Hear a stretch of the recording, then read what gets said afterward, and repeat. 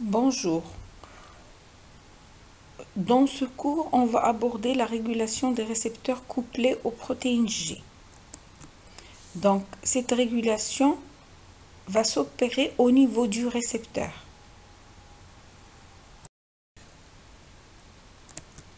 On va commencer par une introduction pour expliquer pourquoi on s'est intéressé à la régulation des récepteurs.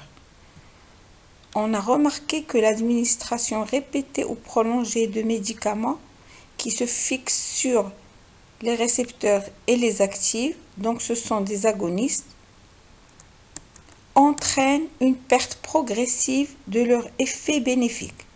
Cela veut dire que quand on prend des médicaments, au bout d'un certain temps, ces médicaments ne sont plus efficaces.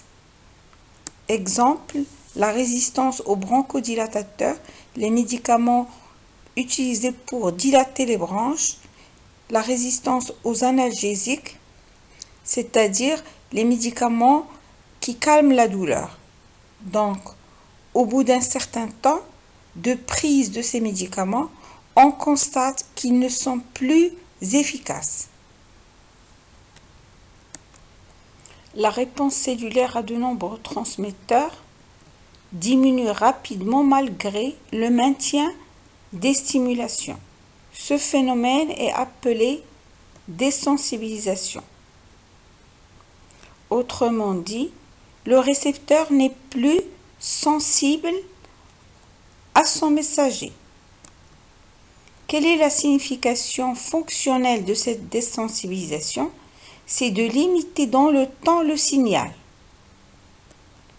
et éviter une surcharge de stimulation et ses effets toxiques potentiels.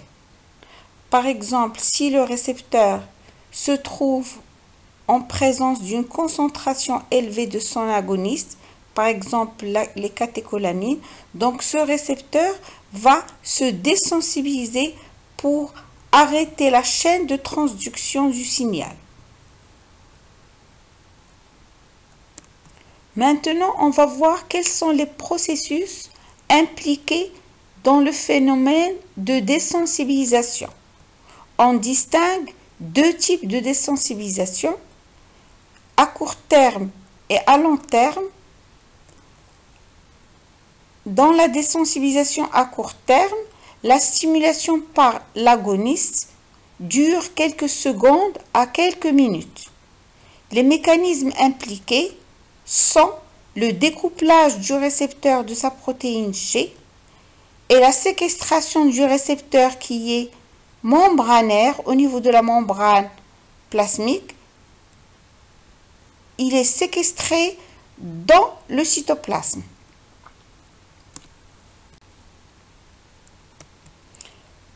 Le découplage du récepteur se fait par sa phosphorylation par trois kinases. La protéine kinase dépendante de l'AMP cyclique, la PKA, la protéine kinase C et une kinase de la famille des GRK, c'est-à-dire des kinases qui phosphorylent les récepteurs couplés aux protéines G. La phosphorylation du récepteur par ces kinases va entraîner le découplage du récepteur de la protéine G et ainsi de son effecteur, ce qui entraîne une diminution de l'activité de cet effecteur. Par exemple, l'activité ATPasique de l'adénylate cyclase, ce qui entraîne une diminution de la production de l'AMP cyclique et une diminution de la transduction du signal.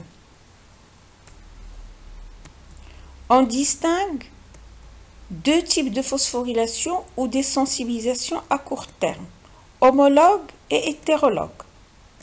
La phosphorylation ou désensibilisation homologue nécessite l'interaction du récepteur avec l'agoniste.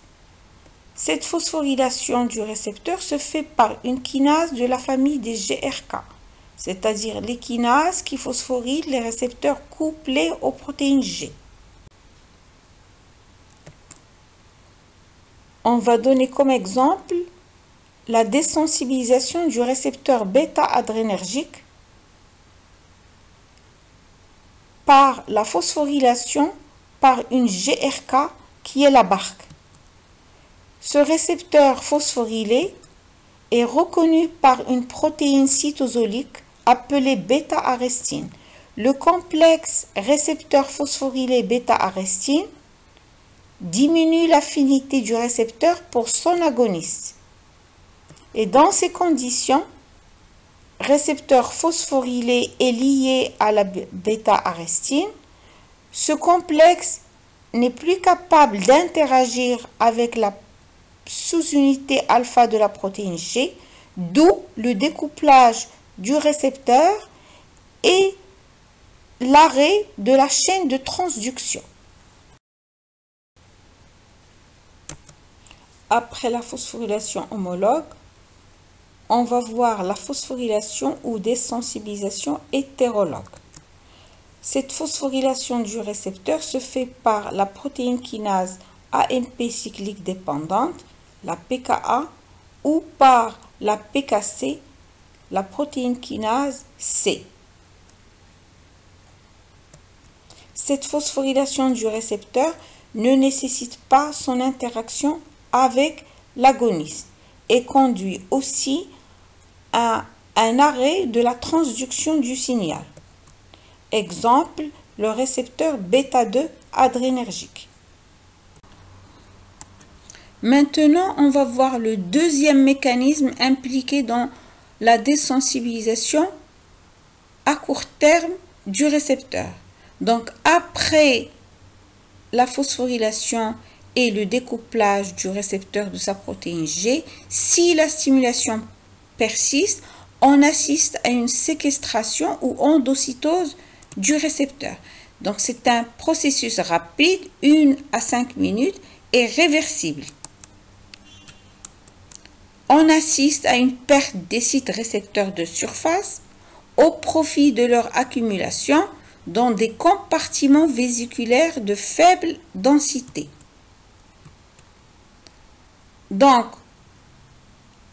on assiste à une internalisation ou endocytose des récepteurs depuis la membrane cellulaire vers des compartiments intracellulaires.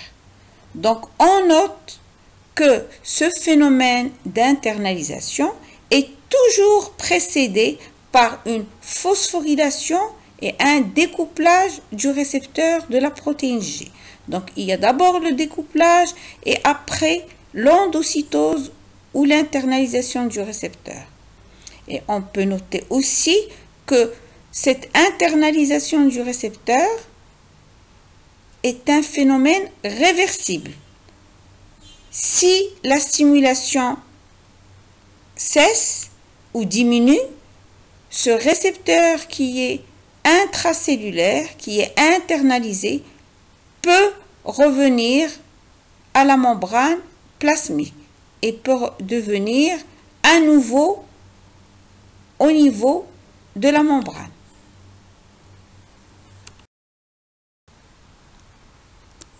Après la désensibilisation à court terme, on va voir la désensibilisation à long terme, qui est une downregulation ou régulation négative. C'est une diminution du nombre des récepteurs totaux, membranaires et internalisés, accompagnée d'une réduction de l'activité de l'effecteur après une stimulation prolongée par un agoniste. Cette stimulation doit être supérieure à 1 heure. Donc, c'est un processus à long terme. Donc, on assiste à une dégradation des récepteurs préexistants et une diminution de la synthèse des ARN messagers de la protéine récepteur. Et le résultat, c'est une diminution du nombre des récepteurs totaux. Et on peut noter que cette downregulation ou régulation négative est toujours précédée par une phosphorylation du récepteur et un découplage. découplage de la protéine G et une internalisation du récepteur, et après, il y a la down regulation. On vient de voir que le récepteur était une cible de régulation. Maintenant, on va voir que la concentration de l'agoniste est une autre cible de régulation. Lorsque le messager est libéré dans la fente synaptique, deux mécanismes peuvent entraîner la diminution de sa concentration. Le premier mécanisme est sa recapture au niveau de la membrane présynaptique, et le deuxième, c'est sa dégradation par des enzymes spécifiques. Par exemple, l'acétylcholinestérase qui dégrade l'acétylcholine. Et le résultat, c'est une diminution de la concentration du messager au niveau de la fente synaptique, ce qui diminue la stimulation du récepteur et entraîne une diminution de la transduction du signal.